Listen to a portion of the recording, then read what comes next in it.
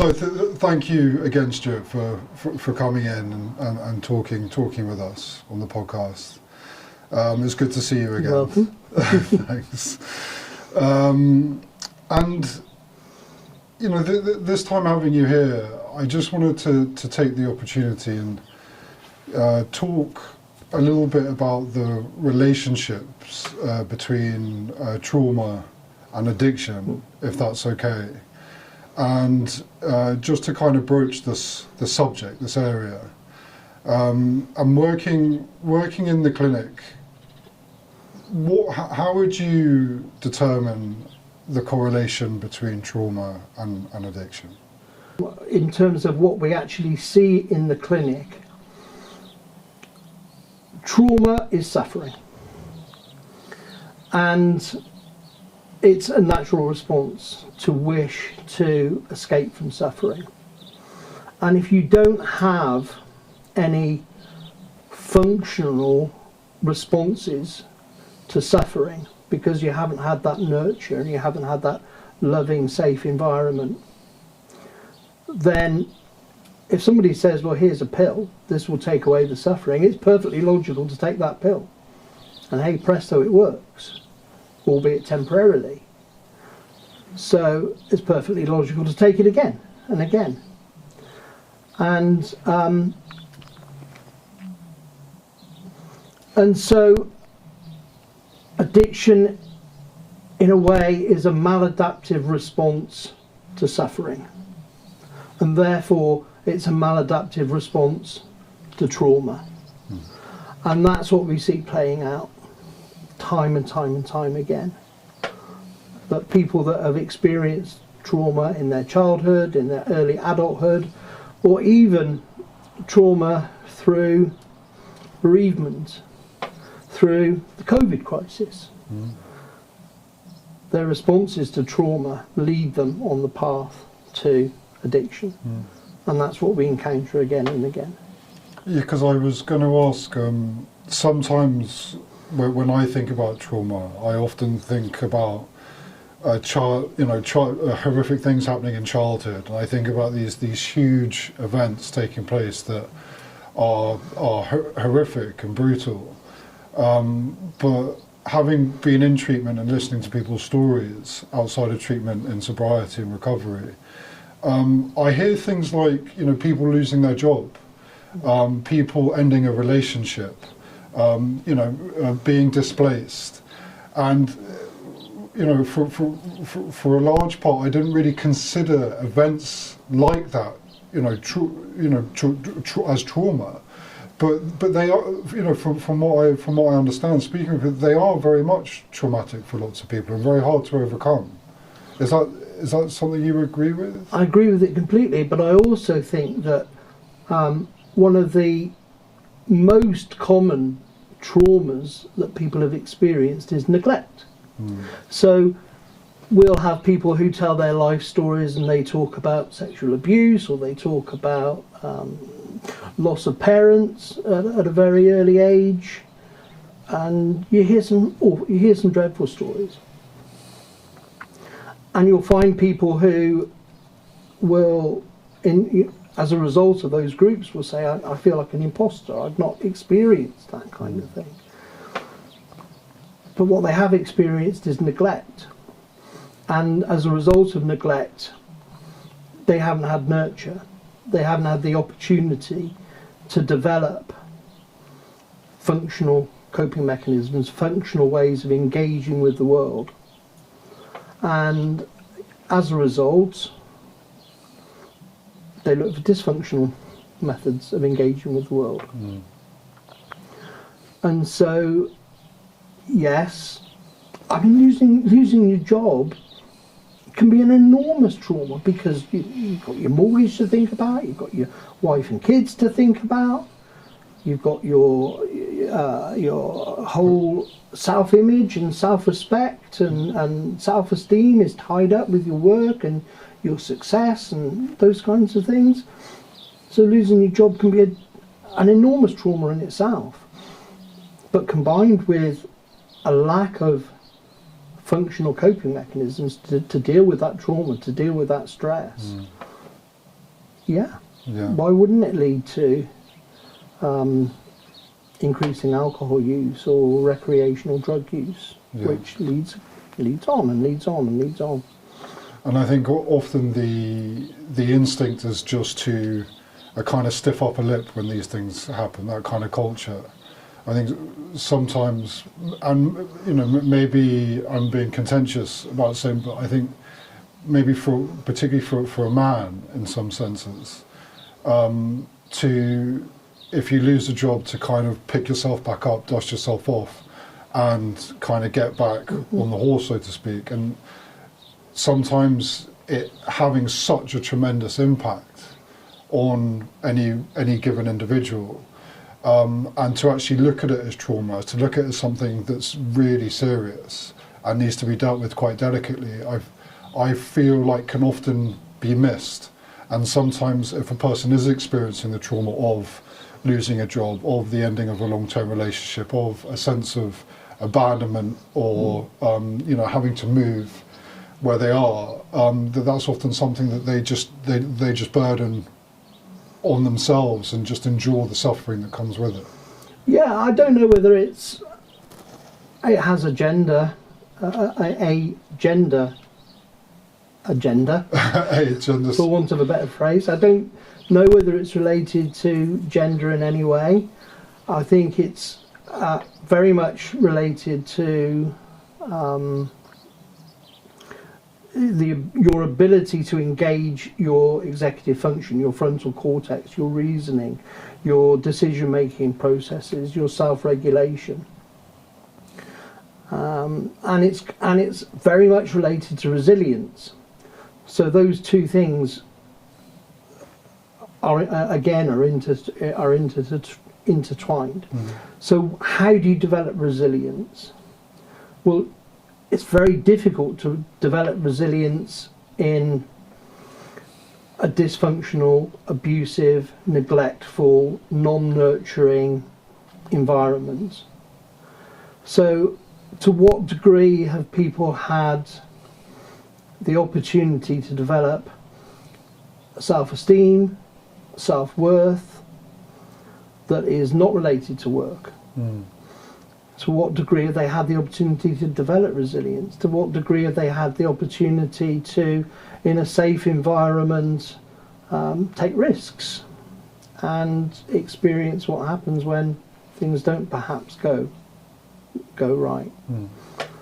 Because that's how you develop resilience. And so I think that in response to some of the traumas that you're describing, like loss of a job, loss of a relationship, it's not about gender, it's about resilience. It's about the degree to which you hold resilience within you. And that's something you develop in a positive environment, which a lot of our clients haven't had. The sense of identity, you know, the self-identity, and you know, all the things that a person builds up for themselves and around themselves throughout their lives and into adulthood. And you know, for that to break down, you know, in adulthood, any sense of direction or this, you know, or the self, any sense of identity, can kind of be shattered in a way, and that individual is left in an extremely vulnerable place without really knowing how to navigate. So yeah, incredibly scary, and like you said earlier, that kind of sense of suffering. Is that something that you're seeing with adults coming through into the clinic? Yeah, we see that. That is what we see on a regular basis. The interesting thing to talk about at this point, I think, is that not everybody that suffers a bereavement, not everybody that has suffered abuse, not everybody that loses their job goes on to develop an addiction. So what's the difference between the ones that do and the ones that don't? And you know, we can debate that for hours and hours and hours. One of the best explanations that I read was in a book called Chasing the Scream. And what it talks about there is the seeds of addiction are around us all the time. So the seeds of addiction being disappointment, a blow to your ego, a blow to your self-esteem, a breakdown of a relationship, a bereavement, losing a job. These things are around us all the time. Do those seeds of addiction fall on fertile ground, in which case they flourish, or do they fall on infertile ground, and what makes the difference between the two? So if you've grown up in a nurturing, functional, supportive, loving, developmental environment, and have developed resilience and have an understanding of trauma and how it plays itself out, and are able to communicate and put your hand in the air and say, I need help, and you have those human connections and you have other things in your life that bring you self-esteem, then you're in fertile ground for the seeds of addiction. If, on the other hand, the opposite is true, you've been neglected, you've been abused, you have not been able to develop resilience, you've got no understanding of trauma, you've got no idea how to ask for help, you've got nobody to turn to, there are no human interactions, you're isolated, then you're fertile ground for those seeds of addiction, and when those things fall, they're going to take root and flourish and grow. Do you think the more into adulthood an individual goes, the more the level of compassion is diminished for what are or can be interpreted as traumatic events, in the sense that you're an adult, and if something traumatic happens to you, then you kind of should be equipped to navigate that. But can there be an added weight of shame the older a person gets, because they're kind of perceived to be capable and responsible enough to kind of navigate these types of things, and they can actually I don't know if that's true, but what I have seen over recent years is the upper age limit for somebody coming into rehab because they've recently developed an addiction or a dependency is increasing. So you'll find obviously the life expectancy is increasing. That means that people will experience more bereavement, they'll lose their husbands, they'll lose their partners, and have quite a long period of life on their own. They may live in a place that used to have a post office, used to have a community centre, used to have a bank, used to have good bus routes, and doesn't have any of those things anymore. So they're more and more isolated. And of course Tesco delivers, Asda delivers. So you don't have to embarrass yourself by going to the corner shop and buying a couple of bottles of whiskey every day or a couple of bottles of wine every day.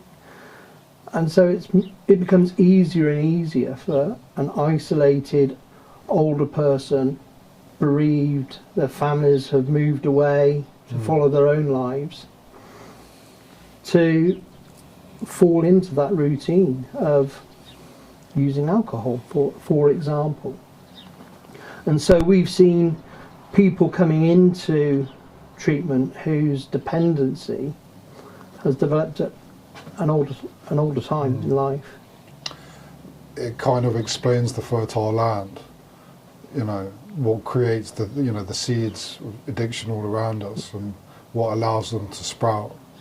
And I think describing that, how easy it is to be isolated, how easy it is these days to kind of get what you need without leaving the house. And it kind of adds, in a sense, it adds that level of fertility, particularly almost in a sense in later years, because you've kind of got the means to sustain yourself for some. And so there's quite a strong basis to... Well, you raised the point about you're able to meet your needs within your home, and I think what that brings with it is a greater degree of instant gratification in the modern world. So communication can be instant, access to money is instant, social media, instant coffee, instant, Anything. instant food, deliveries. There's instant gratification is becoming ingrained in the modern society, and so what people look for is an instant solution. And the difficulty is that the solutions aren't instant. And I'm not just talking about older people now, I'm talking about everybody. The solutions aren't instant, the solutions take work. They take exploration, unpicking all of that history of trauma, that lack of resilience. Why is there a lack of resilience? Takes time, takes effort, takes professional support and professional input. Yeah. So there's no instant gratification when it comes to the solution to these problems. And it can become extremely entangled. I know sometimes if there has been a trauma, if there has been an event that was the catalyst to a person starting to drink more, starting to take drugs more, starting to escape, to numb themselves, that relatively quickly the initial reason can be lost, and you enter into that kind of extremely vicious, very dangerous cycle of addiction, where you're kind of drinking and taking drugs to escape the pain of the previous day of drinking and taking drugs, or the pain of drinking and taking drugs. And whatever the initial cause was at the beginning is kind of faded and lost. And hence the work that you do here in the clinic, trying to understand, trying to get back to the source of what kind of started it in the first place. That's true. And an element of that is that through continued exposure to mood altering chemicals, the architecture of the brain starts to change, and the changes in the architecture of the brain reinforce the compulsive nature of the use of those substances. And so we move beyond a coping mechanism to a mechanism that is driven by the architecture of the brain. And that adds another level of complexity that we need to unpick and move back from. The good news is that the brain, through neuroplasticity, is able to reprogram itself. So just as it's able to reprogram itself in negative ways, it's able to reprogram itself in positive ways through neuroplasticity. And the longer the period between exposure to that mood altering chemical and your journey into recovery, the greater that neuroplasticity is, and the more the brain can return to normal functioning. But again, it goes back to these are not changes that are going to happen overnight. These are not results that we're going to be able to get for somebody overnight. And I think that's why we often say sobriety, it takes time. Recovery. It takes like when we say time, a couple of years. For the neuroplasticity, for the brain, for the nervous system to kind of rebalance itself. And also it made me think, I know it's a general term, but happiness. Often we know that, taking mood altering substances and particularly alcohol is such a depressant. They can be such depressants, particularly if they're taken regularly and, in extremity, that sometimes what can feel traumatic is not being able to find joy or happiness even kind of coming out of addiction and slowly starting a course of sobriety. And it can be incredibly confusing because, again, it does take time. And just to kind of readapt yourself into experiencing kind of basic joy and experiences of everyday life. Absolutely. And what also takes time is rebuilding relationships. Yeah. Because you're not the only person that's experienced trauma. Your spouse, your children, your parents have experienced trauma. They've experienced the trauma of having a loved one with an addiction. And that leads to a whole breakdown in trust, breakdown in relationships, breakdown in communication. So when you leave treatment and go back into that family unit, that community, don't expect the trust to return instantly. Don't expect the relationships to return instantly. That takes time as well. And so when you're talking about recovery takes time, it takes time for the families as well. And that's fundamental to sustained recovery, is understanding that your loved ones, the people who are around you, are on a journey as well. Yeah, I think it's an excellent point. Yeah, it's the trauma of the family, people around you, the relationships. It's in some small part, it's almost an aspect of it that can be forgotten sometimes. Well, my background is I grew up in a family of addictions, so I'm always very focused and I'm very passionate about support for the families. And I spend a lot of time talking to the families about how they get support.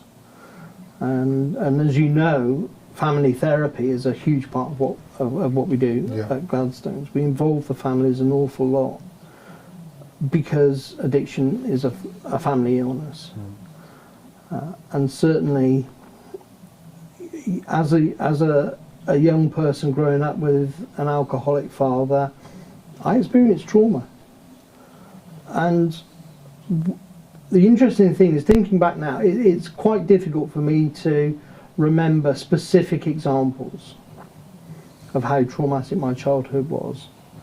But the impact, the behaviours, the thought processes are still there. And they're things that I've had to learn about. I learned about them. In my case, I learned about them through Alcoholics Anonymous and through Al-Anon. Those are things that I've had to work through myself, is how the trauma of being part of a family with addictions in it impacted upon me and my thought processes and my development and my behaviours and my responses. So my responses in adulthood within my marriage are very much dictated by my responses and how effective they were when I was dealing with an alcoholic father. You see what I mean? So I've had to kind of unlearn a lot of behaviours.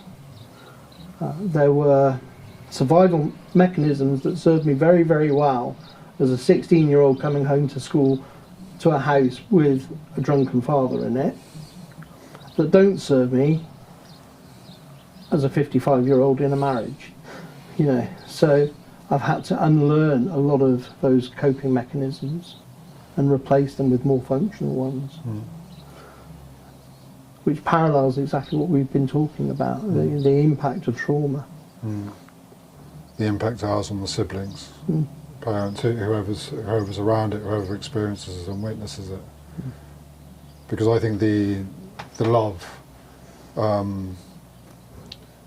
for a family member, is such a powerful emotion. To witness someone kind of deteriorating in front of your eyes and behaving in a way that's unrecognisable is extremely difficult to know how to manage. So yeah, absolutely. It's almost like, as with addiction, when you describe it as it's a family disease, I think that, in a sense, the trauma that goes with addiction is also a family trauma. Yeah, it's a generational trauma. Mm. So, I mean, in my family, for example, the traumas that affected my grandparents affected me. I didn't want them to affect my children. Mm. So it's intergenerational, grandparent, parent, child, grandchild. And I wanted it to stop at my generation. So I had to do a lot of work to unpick the behaviours and the impact of that generational trauma. You know, talking of the unpicking and the kind of journey, so, you know, within Gladstones, the type of therapies that we offer and kind of looking at that process of unpicking and investigating and the, you know, exploring, if there are traumas there. Could you talk a little bit about the methods we use or the type of environments we use them in? From the outside looking in to what the therapists are doing is an awful lot of resistance. So if you say to somebody, this coping mechanism, which hasn't served you particularly well and has brought some dreadful consequences, but it's the only coping mechanism you know, I'm going to take it away. People will resist that. And the other thing that I observe from the outside looking in is when it comes to talking about trauma, a lot of dissociation, a lot of depersonalization. People will talk about their traumas and tell their stories as if it happened to somebody else, as if it's a fictional story, as if they're emotionally disconnected from that story. And so one of the challenges for the therapist is to ground them in being connected to that story. Personalise it. Yeah, personalise it. Because it's an effective method of resistance, and it's an effective, if dysfunctional coping mechanism, is to dissociate and depersonalise. And I think that's common with trauma, is that people will dissociate and depersonalise that trauma as if it happened to somebody else. Yeah, that's an excellent point. And do you think that's just another form of a coping strategy? That's how it appears to me. Yeah. Yeah. Almost like a bad dream. You know, just wasn't really something, you know, that happened. It's like it's burying, pushing down, not looking at it. These are the kinds of things that, you know, looking in from the outside as to what's going on in those therapeutic rooms and what people are expressing as they come out of therapy. These are the kind of things that you experience, and these are the things that therapists have to roll with. They have to roll with the resistance, they have to work with the dissociation, challenge the depersonalization, get people to experience their emotions and learn methods of dealing with those emotions in a functional way. I know that Gladstones offers an extensive aftercare program, and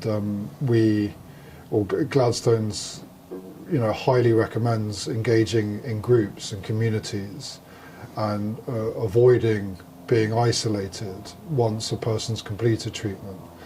And do you see that as an effective kind of tool, an effective way to manage anything that happens, you know, throughout the weeks or months post-discharge, as a means of kind of regulating potential traumas kind of sneaking back in?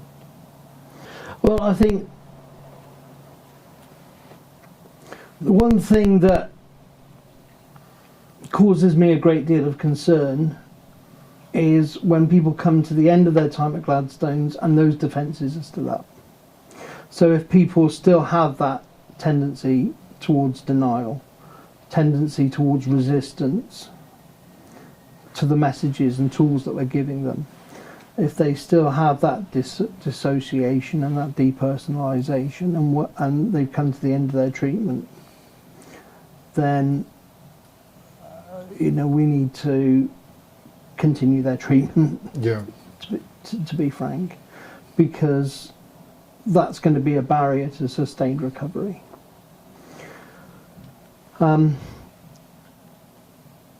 Beyond that, we need to make sure that people are aware that the time they spend at Gladstones is the start of their journey in recovery. That journey is not completed at the end of 4 weeks when you leave. This is the basis of hopefully a lifetime of recovery, and also a lifetime, of improved quality of life. And to achieve that, you're going to need ongoing support, and that can come in the form of aftercare with Gladstones, but it's also available within the community through mutual aid groups, whether it be SMART, whether it be the 12-step fellowships, whether it be the Dharma, whatever route. And it doesn't even have to be drug related. It can be re-engaging with a sport that you are passionate about, or getting back into education, rediscovering your career. But you need to be connecting with something that is giving you the self-worth, the resilience, the human connection, the quality of life, to help you to maintain your recovery going forward. Yeah. Does that make sense? So when people leave Gladstones, I like to see them leave with a degree of confidence and a degree of healthy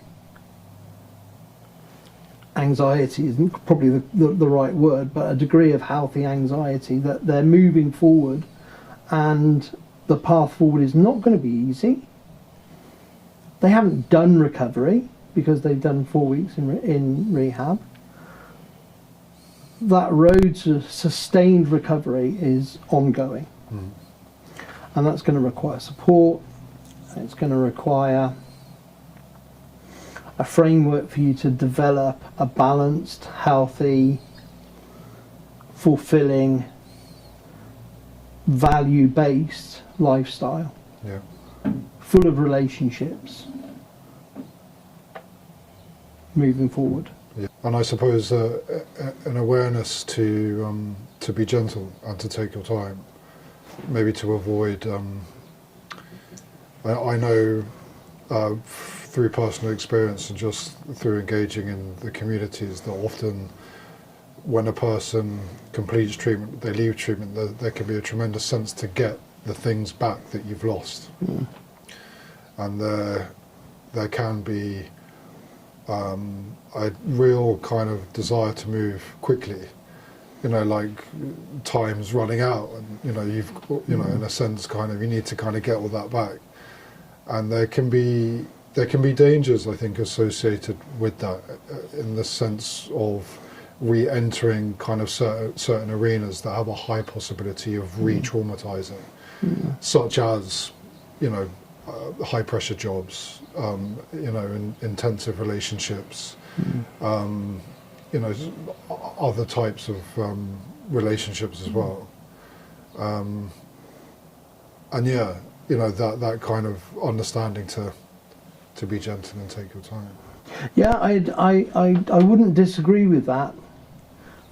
What I would also say though is that there is in the work of recovery, there is danger in being too gentle with yourself, because when you leave rehab, it's time to roll your sleeves up and get on with the work of maintaining your recovery, and sustaining and developing and deepening your recovery. And that work starts immediately. And if you think it starts a week after you've left rehab because you want to give yourself, a break after such an intensive experience, I think you're mistaken. I think when you leave the safe bubble of Gladstones, you need to be rolling your sleeves up and getting on with the work of recovery. Yeah. That doesn't necessarily mean going back to a high pressure job. It might mean completely the opposite. But those tools that we've given you and that exit strategy that you've created with your recovery worker, there's no hesitation. Kick on with that recovery strategy. Whether that means going to meetings or whether it means something completely different. Yeah. But you get on with it. And do you think that trauma is something you ever get over, or is it more something that you just manage? What I observe is that some people are better equipped to deal with trauma than others.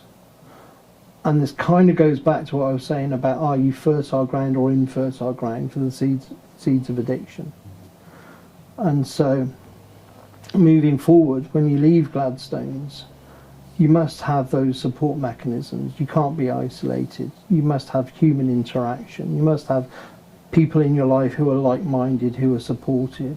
You must have the ability to put your hand in the air and say, I need help. You must have the ability to pick up the phone. You must have that ability to build relationships. You must have the ability to develop activities in your life that bring you a sense of who you are, a sense of belonging, a sense of self, a sense of worth. You need to have an understanding of trauma and how it impacts upon you and what behaviours it brings.